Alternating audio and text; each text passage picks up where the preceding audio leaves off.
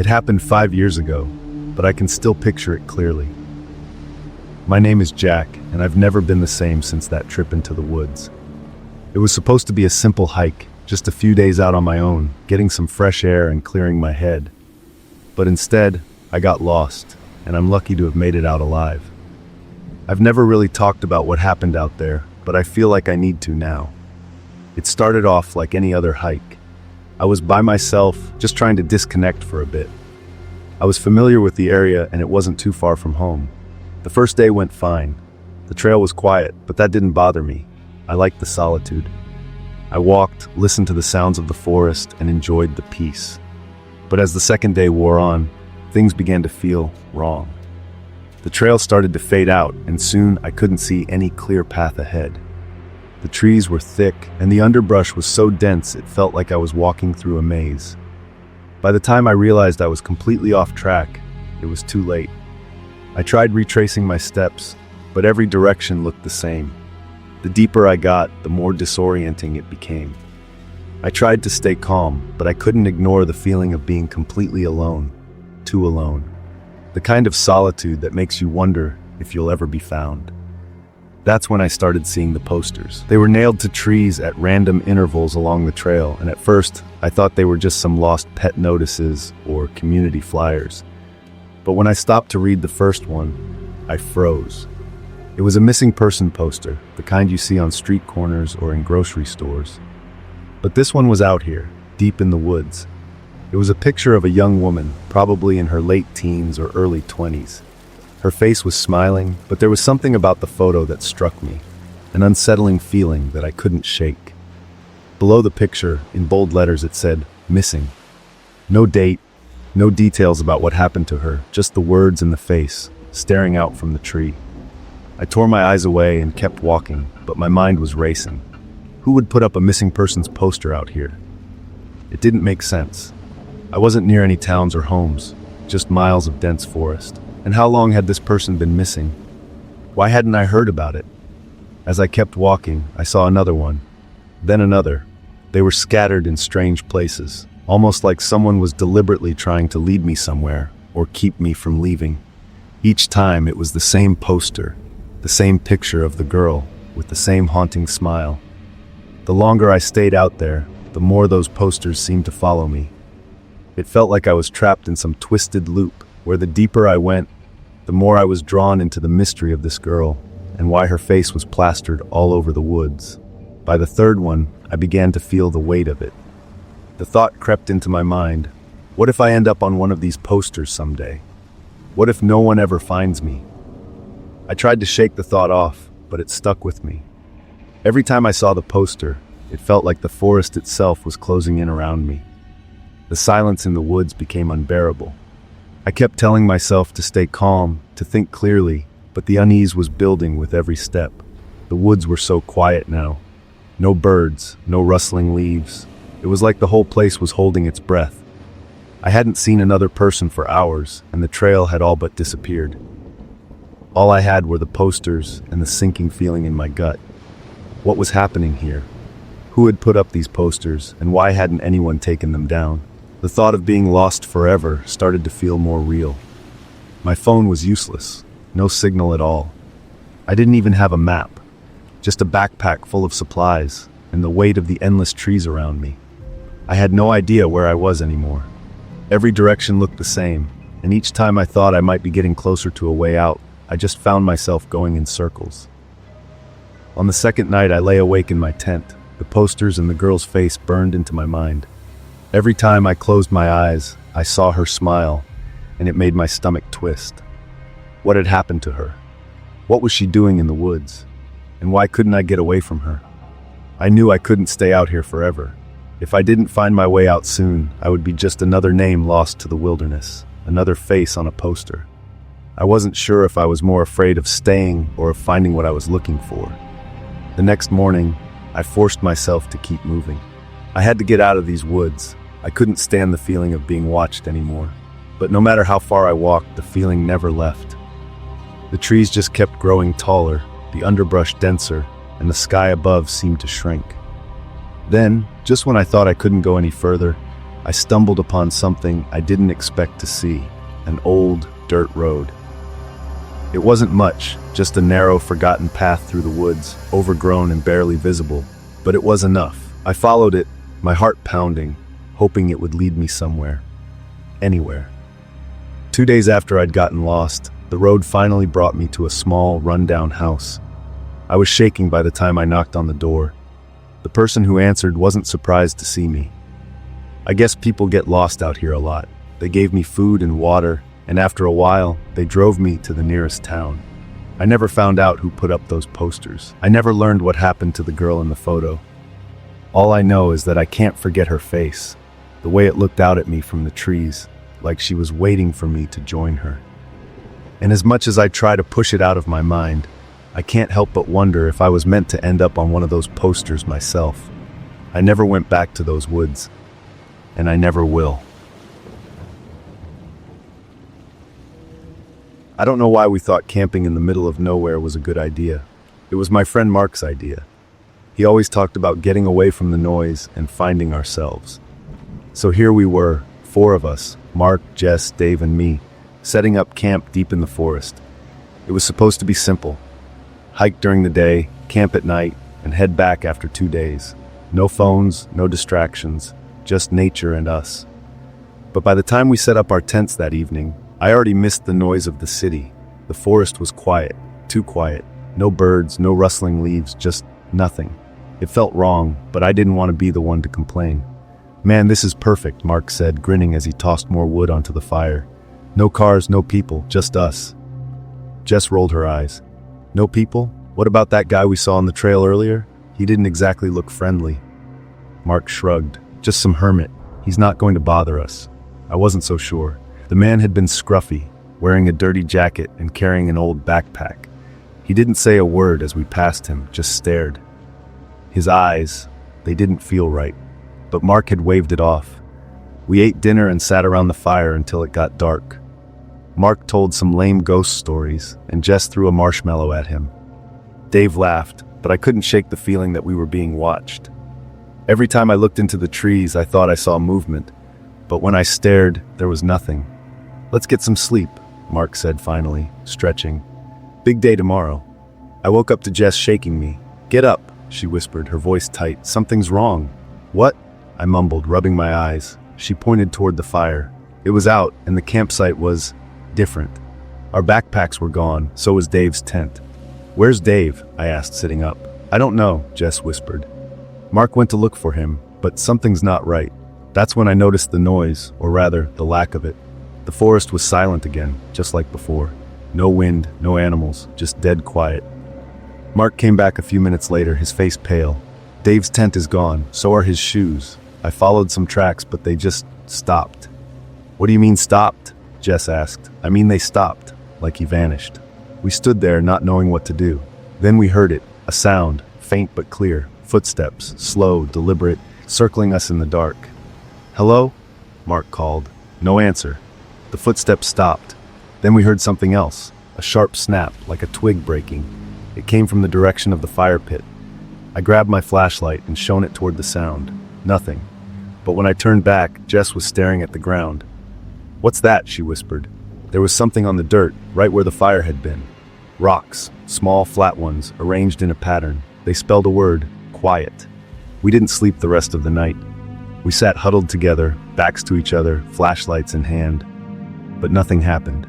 No more footsteps, no noises, nothing. At first light, we decided to leave. Dave was still missing, but we couldn't stay. Mark tried to find the trail we came in on, but it was gone. The forest didn't look the same. It was like we had wandered into a completely different place. "Let's just head east," Mark said. "We'll hit a road eventually." We packed up what little we had left and started walking. But after an hour, we found ourselves back at the campsite. Same fire pit, same rocks spelling quiet. Jess started crying. "We're going in circles," she said. "No, we're not," Mark snapped, but he didn't sound convinced. We tried again, this time marking trees with my pocket knife. But every time, we ended up back at the campsite. It was like the forest wouldn't let us leave. By midday, we were exhausted. The silence was unbearable. I kept straining to hear something, anything, but there was nothing. That's when Mark found the second message. It was carved into the bark of a tree near the fire pit. 2 words, "Stay still." "What the hell does that mean?" Jess whispered. "It means someone's messing with us," Mark growled. He grabbed a stick and started waving it around. "Hey, whoever you are, come out! This isn't funny!" "Stop!" Jess hissed. "What if they're watching us?" Mark ignored her and kept yelling. That's when a rock flew out of the trees and hit him square in the chest. He stumbled back, clutching his ribs. "Run!" Jess screamed, and we did. We didn't know where we were going, but we ran anyway. I could hear more rocks hitting the ground around us, and somewhere in the distance, someone was laughing. We didn't stop until we couldn't run anymore. We collapsed on the forest floor, gasping for air. Mark looked furious. "We can't just keep running," he said. "We need to fight back." "With what?" I asked. "A stick? Whoever's out there has been playing with us since last night. We don't even know how many there are." "We don't have a choice," Mark said. "We're not just sitting here." But then Jess pointed at the ground. There was another message, written in the dirt with a stick. "Don't move." We froze.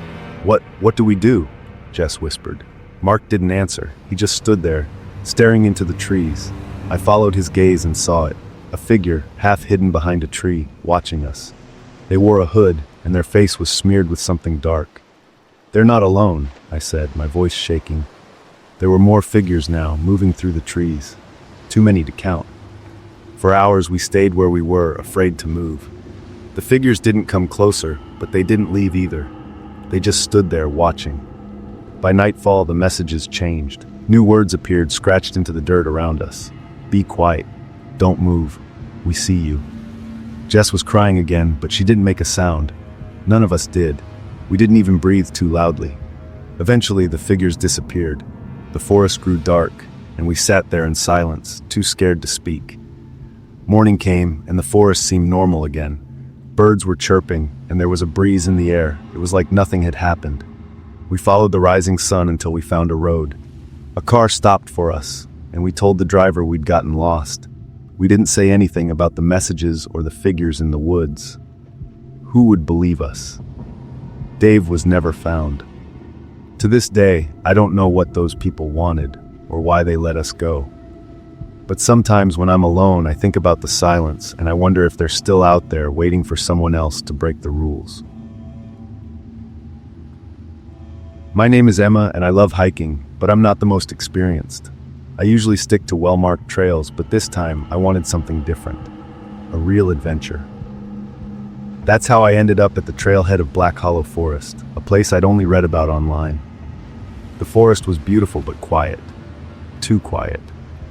There were no birds, no rustling leaves, just the sound of my boots crunching on the dirt path. It felt peaceful at first, but after a couple of hours, I realized I might have bitten off more than I could chew. The trail wasn't as easy to follow as I thought, and I was starting to get nervous. That's when I met him. He came out of nowhere, stepping onto the path ahead of me. A man in his late 40s, maybe early 50s, with a worn backpack and a friendly smile. He looked like he'd been out here for days, his clothes dusty and his boots well worn. "Lost?" he asked. I hesitated, not wanting to admit it, but I nodded. "Kind of. I think I might have gone off the main trail." He chuckled. "It happens. These woods can be tricky if you don't know them." I felt a wave of relief. "Do you know the area?" "Like the back of my hand," he said. "Been hiking here for years. I can guide you back to the main trail if you want." Normally, I wouldn't trust a stranger so easily, but I was tired and unsure of where I was. He seemed genuine, so I agreed. "Name's Paul," he said, sticking out his hand. I shook it. "Emma, thanks for helping me out." At first, everything seemed fine. Paul knew the paths well, pointing out landmarks and warning me about uneven terrain. He even showed me a hidden stream where we refilled our water bottles. "You're lucky I found you," he said as we walked. "These woods can be dangerous. People get lost out here all the time." That should have been a warning sign, but I didn't think much of it. I was too focused on following him, trying to keep up as he moved effortlessly through the forest. But as the hours passed, I started to feel uneasy. The trail we were on didn't look familiar, and Paul's behavior began to change.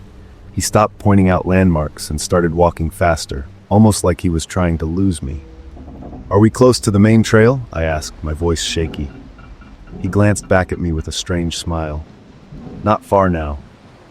The sun was starting to set, and I knew we should have reached the main trail by now. I was about to press him for answers when he stopped abruptly. "Wait here," he said, his tone sharp. "What? Why?" "Just stay put," he said, then disappeared into the trees. I stood there, confused and nervous. A few minutes passed, then 10. I called out his name, but there was no response. That's when I realized I was completely alone. Panic set in. I didn't know which way to go, and the fading light made everything look the same. I tried retracing my steps, but the forest seemed different now. Every path I took led to a dead end or deeper into the woods. As I wandered, I started noticing things that didn't make sense. Fresh footprints that weren't mine, a piece of torn fabric snagged on a branch, and then a pile of stones, stacked neatly in a small clearing. It felt like someone was marking the area. I kept moving, my heart pounding. That's when I heard it, footsteps behind me. I spun around, but there was no one there. "Paul?" I called out. Silence. I kept walking, my nerves on edge. Then I saw something that made my blood run cold, a campsite. It was abandoned, but not old. The fire pit was still warm, and there were cans of food scattered around. I searched the area and found something that made my stomach drop, a notebook.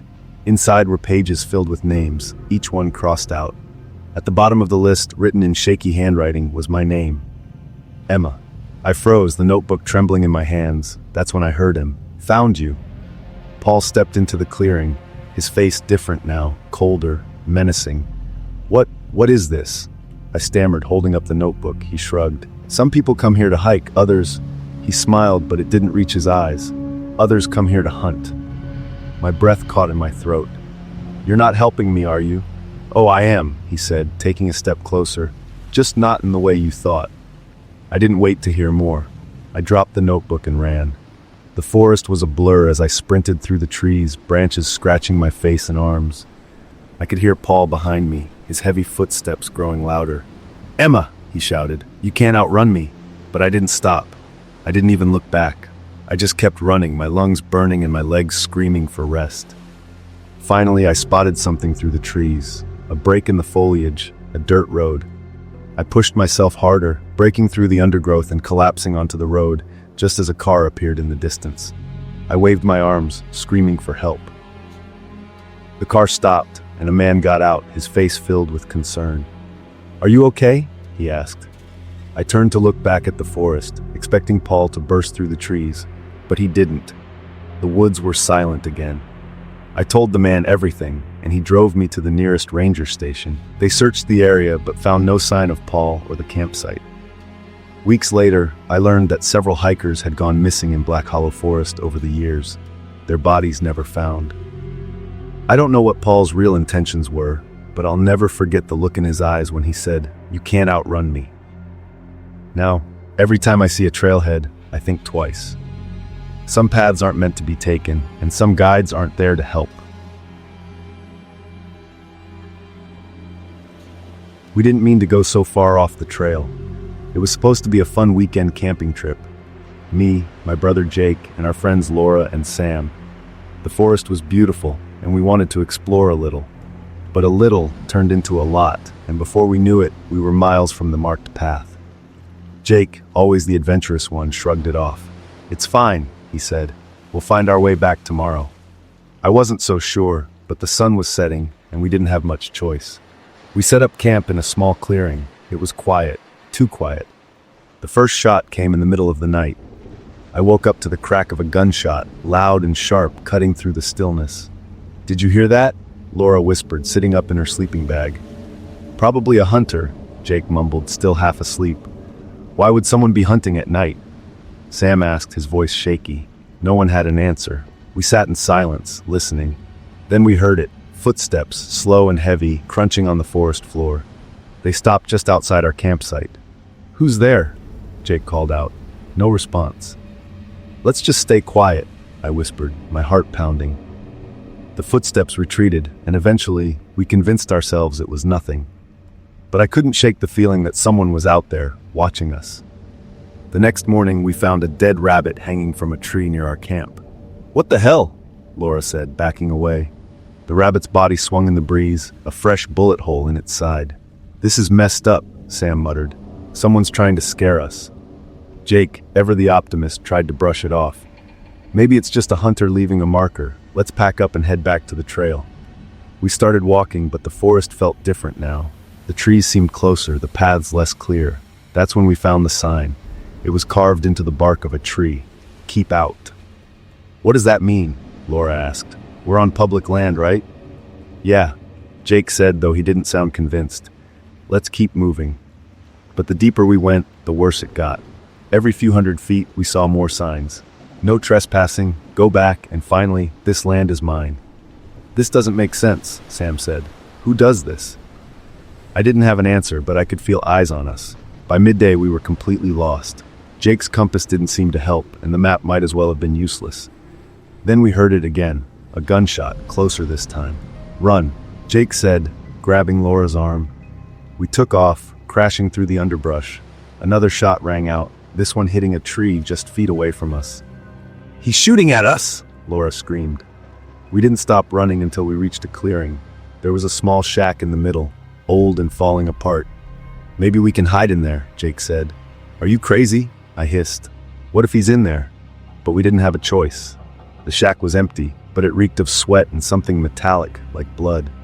Inside, we found a table covered in old, rusted tools. On the wall were maps of the forest, with sections marked off in red. "This guy's been here for a while," Sam said, staring at the maps. "Why is he doing this?" Laura whispered. "Maybe he thinks the forest belongs to him," Jake said. "You saw the signs." "That doesn't mean he can hunt people," I snapped. Suddenly we heard a voice outside, low and gruff. "You think you can just come into my woods, my home?" We froze. "You don't belong here," the voice continued. "This land is mine, and now so are you." We bolted out the back of the shack, not waiting to see who the voice belonged to. The forest seemed endless, the trees blending together in every direction. "He's hurting us," Jake said, breathing hard. "He's trying to push us somewhere." "Where?" Laura cried. "I don't know, but we can't stop." We ran until we found ourselves at the edge of a ravine. The drop was steep, and the river below roared like a beast. "We're trapped," Sam said, his voice breaking. "No, we're not," Jake said, scanning the edge. "There's a path down. Come on." The descent was treacherous, but we made it to the river. The cold water soaked our boots, but we didn't care. We followed the river, hoping it would lead us out of the forest. But then we saw him. He was standing on the opposite bank, a rifle slung over his shoulder. He was older than I expected, with a long beard and wild eyes. "You're not going anywhere," he said, raising the rifle. Jake stepped in front of us, holding up his hands. "We don't want any trouble. We're just trying to leave." The man laughed, a harsh barking sound. "Leave? You don't get it, do you? This is my land. You're trespassers, and trespassers don't leave." Before he could fire, Jake threw a rock, hitting the man in the chest. He stumbled back, and we used the moment to run. We didn't stop, not even when our legs felt like they would give out. The river eventually led us to a dirt road, and by some miracle, a passing truck stopped to help. We reported what happened to the authorities, but they didn't find the man. They said the forest was too big, too wild. I still have nightmares about those signs, about the man and his rifle. And I know one thing for sure, I'll never step into the woods again. The idea seemed foolproof. "Follow the river," Mike had said confidently. "Rivers always lead to civilization. It's like nature's GPS." And because I didn't have a better idea, I agreed. After all, how hard could it be? You just keep the water on one side and walk until you find a town, a road, or at least someone fishing who can tell you where the heck you are. But as I trudged along the rocky bank on day 3 of this so-called shortcut, I started to wonder if maybe nature's GPS was broken. The trip had started out so well. We'd been hiking the Pinewood Loop, a popular trail with well-marked paths and enough other hikers to make you feel like you weren't completely on your own. On day 2, though, we got cocky. We spotted a narrow, unmarked trail branching off the main one, and Mike, always the adventurer, said, "Let's see where it goes." Spoiler alert, it went nowhere. After hours of walking and realizing we weren't looping back to the main trail, we decided to camp for the night and retrace our steps in the morning. Except by morning, everything looked different, and the more we tried to find our way back, the more lost we became. That's when Mike saw the river. "It's perfect," he said, as if he'd just discovered fire. "We'll follow it, and it'll take us straight to safety." He even made it sound fun. "We'll have fresh water, great views, maybe even see some wildlife." I should have known better when he said wildlife. The first day along the river was fine, almost pleasant. We refilled our water bottles, skipped stones, and laughed about how ridiculous it was that we'd gotten lost in the first place. But by the second day, the novelty wore off. For starters, the great views turned into endless trees and mud. And as for wildlife, yeah, we saw some. Mostly mosquitoes, thousands of them. Swarms so thick they could probably carry off a small child if they worked together. And the mud, oh, the mud. There's a special kind of humiliation in losing your shoe in a mud patch and having to hop around on one foot while your friend tries not to laugh. "You said this would be an adventure," I grumbled, pulling my soggy shoe back on. "It is," Mike said, grinning. "The best stories come from the worst times." I glared at him. "You better hope we survive this. Otherwise, your story ends with me pushing you into this river." By day 3, things went from bad to worse. The river decided to show its mean streak, with steep banks and slippery rocks that turned every step into a potential faceplant. At one point, we tried to cross to the other side to avoid some thorn bushes. Mike, ever the optimist, went first. "See, it's not so bad," he said, just before his foot slipped and he tumbled into the water. I wanted to laugh, I really did, but the sight of him flailing around like a soggy cat made me realize something. The river wasn't just a path, it was a trap.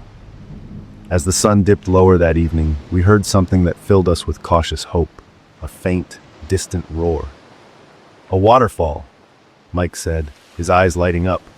"That means we're making progress." "Or it means we're heading into a death trap," I muttered. We followed the sound until we reached the edge of a steep drop-off. Sure enough, there was the waterfall, and below it, rocks. Lots of sharp, jagged rocks. "Well," Mike said, staring down at the chaos, "at least it's scenic." We set up camp that night, defeated and out of energy. We'd been rationing snacks for days, but now the food was gone, and my stomach was growling louder than the river.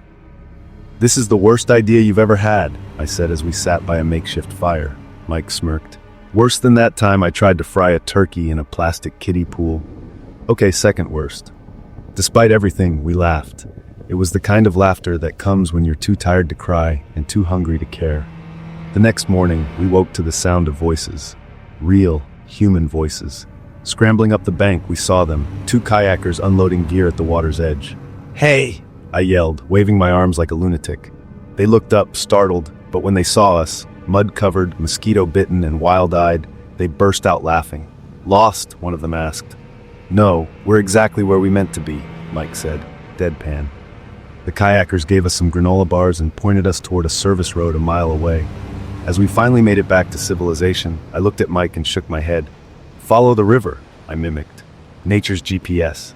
He grinned, despite the dirt smeared across his face. "Hey, it worked, didn't it?" "Barely.